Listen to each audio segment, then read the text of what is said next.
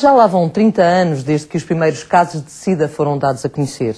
Durante estas 3 décadas, muitos médicos e outros tantos profissionais de saúde deram tudo o que podiam para tratar e cuidar dos doentes infectados. O Especial Saúde decidiu homenagear algumas destas personalidades. Kamal Mansinho é, sem dúvida, um dos infecciologistas que esteve na linha da frente na luta contra o VIH-Sida. A calma é a característica principal deste médico que exerce a sua profissão no Hospital Egas Muniz, do Centro Hospitalar de Lisboa Ocidental, como diretor de serviço de infecciologia. A sua tranquilidade quase que nos obriga a ser tranquilos também, apesar de ele não fazer nada nesse sentido. Estamos já habituados a ver o Dr. Kamal Mansinho, que nasceu em Moçambique, sair do país sempre que uma catástrofe natural acontece por esse mundo fora. E vai ser muito interessante conhecer as ideias desta personalidade que tem tanto para nos dizer. Obrigada, Dr. Kamal Mansinho. É um prazer tê-lo aqui comigo hoje para falarmos destes 30 anos de SIDA e de mais outras coisas ligadas à sua profissão e à sua área. Sempre quis ser médico? Sempre quis ser médico. Pelo menos as descrições que a minha mãe me faz sobre as minhas apetências e depois, mais tarde, quando eu passei a assumir o que gostaria de fazer, a medicina esteve sempre nos meus horizontes. E porquê a infecciologia? A infecciologia é uma área que sempre me interessou e tive o privilégio de privar de perto com o Dr. Champalimau, que era o primeiro diretor do serviço onde eu trabalho neste momento, e foi alguém que nos marcou, e a mim particularmente, profundamente na maneira como se lidava com as doenças transmissíveis, a grande apetência que ele nos transmitiu pelas doenças tropicais. Sim. As oportunidades que nos proporcionou para sairmos e executarmos missões de estadas curtas na Guiné, em São Tomé, e tudo isto foi-se desenvolvendo. Foi-se desenvolvendo. O VIH-Sida teve alguma importância nessa decisão ou não? O VIH-Sida construiu a minha maneira de estar enquanto infecciologista. Quando comecei a trabalhar em infecciologia, a SIDA ainda não existia sequer.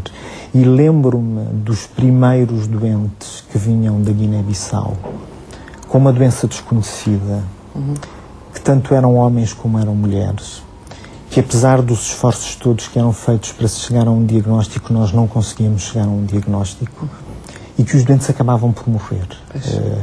E estamos a falar ainda 3 ou 4 anos antes do isolamento do vírus. Depois há o isolamento do vírus VIH-1.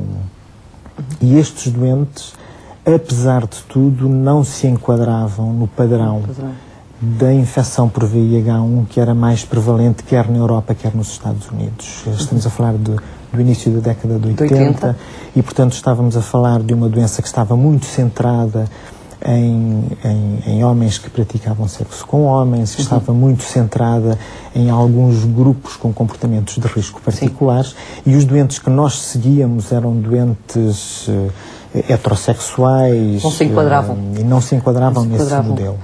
Foi complicado todo esse processo?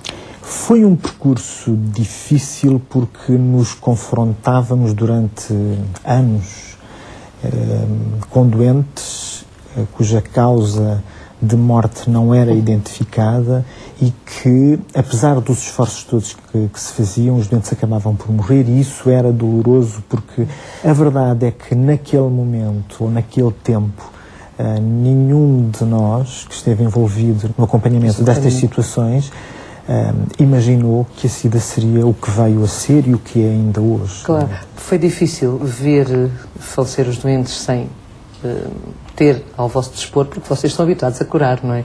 De preferência. Ver morrer muitos doentes, como certamente viu, sem ter uma arma terapêutica de facto que pudesse resolver a situação. Foi complicado. Claramente. Aliás, é curioso olhar para a geração dos clínicos que acompanharam a SIDA antes da SIDA ser SIDA e depois do isolamento do agente, dessa fase inicial, e a geração atual, para quem a SIDA é uma doença tratável, não é curável, infelizmente, mas é tratável, e se o doente for acompanhado adequadamente e atempadamente, tem uma expectativa de vida, não direi normal, mas muito próxima das pessoas não infectadas. E, portanto, De facto, há aqui uma marca diferente e nós estamos seguramente marcados por isso. Por essa. Era uma relação muito forte, a dos médicos com a infecciologistas com esses doentes, não é? Continua a ser. Eu acho que a SIDA e a infecção por VIH em geral modificou o paradigma da relação médico-doente. A relação antes da SIDA era diferente daquela que é a relação médico-doente depois da SIDA. Porquê, doutor?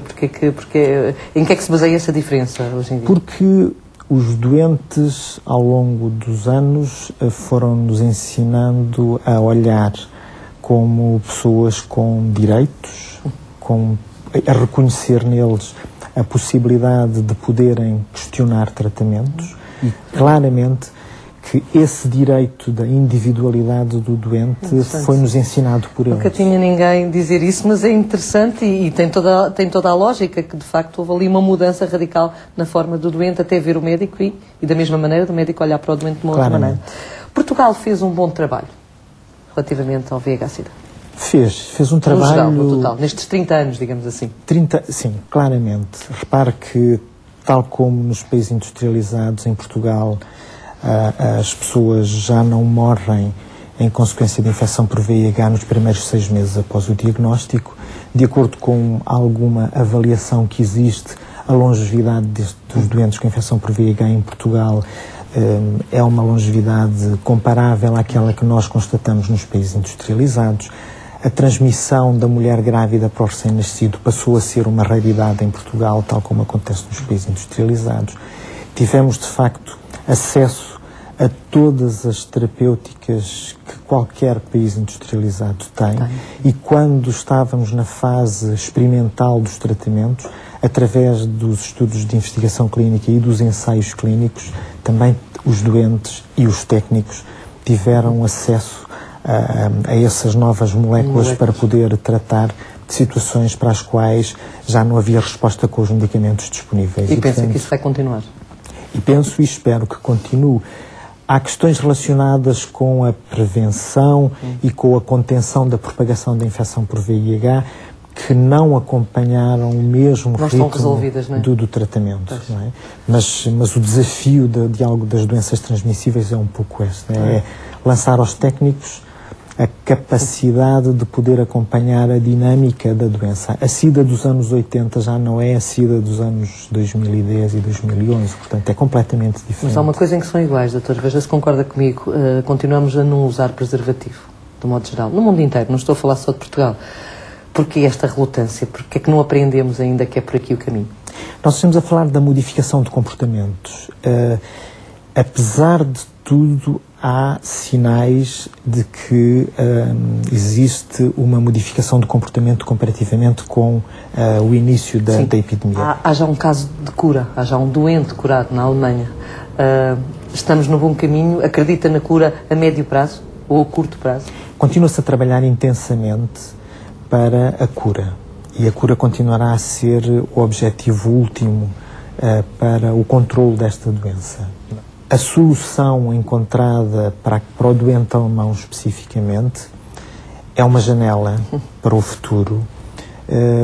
Não é uma perspectiva que se possa aplicar por rotina, porque um transplante de medula com aquelas características tem riscos muito elevados de complicações igualmente mortais e, portanto, foi uma solução engenhosa, particularmente interessante e estimulante. Era um conhecimento que já existia do passado. Pois, já se falava, não é? E, portanto, não é aplicável na rotina e, portanto, não devemos ter uma expectativa de que esta será a via que seguiremos para a cura. Muito possivelmente haverá outras vias a explorar. Espera que seja a médio prazo ou a curto prazo a cura ou ainda estamos a um bocadinho longe? É muito incerto. Nós estamos a falar de uma doença que tem 30 anos de evolução, com características muito peculiares, com uma capacidade que o vírus tem de se ir modificando e de desafiar permanentemente a capacidade de defesa do nosso organismo, o que torna difícil, por exemplo, a procura de uma vacina também. E, portanto, temos que ir temos que percorrer este caminho percorrendo.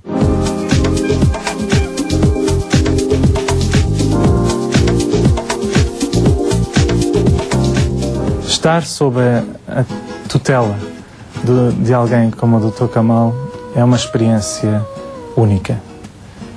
Mais uma vez reencontrei o clínico extraordinário, digo com perfeita consciência da dimensão daquilo que eu vou dizer, dos mais importantes e dos mais assertivos clínicos que conheci em toda a minha carreira, mas é tudo o resto que nos fascina no Dr. Kamal.